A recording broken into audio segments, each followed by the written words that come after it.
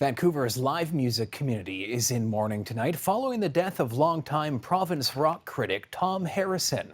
As CTV's Ben Milger reports, tributes are pouring in from big-name artists and the industry insiders who became lifelong friends. I think I came along at the right time. Vancouver rock critic Tom Harrison spent a lifetime covering some of the biggest rock stars in the world at stadiums like BC Place and Rogers Arena.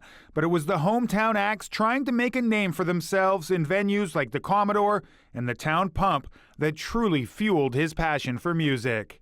He made sure that up-and-coming local acts and even more established ones got their mention, shall we say, in the paper. Harrison covered music for the province for 37 years, and over that time, some of the local kids he wrote about would go on to become international superstars.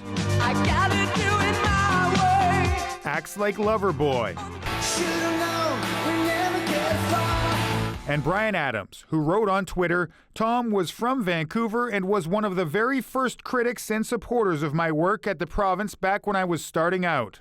Harrison would become lifelong friends with some of the musicians he covered, including Trooper singer Ray McGuire, who wrote simply, "Rest in peace, Tom. Gonna miss you."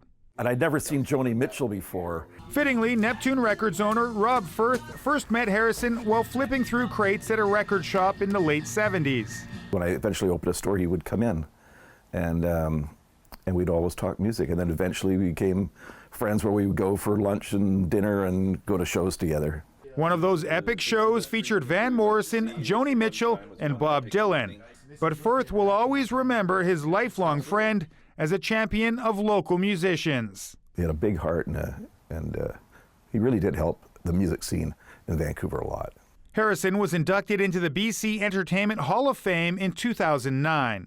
The music scene was starting to grow and starting to change, and lo and behold, I was right there with it. And so as it grew, I grew.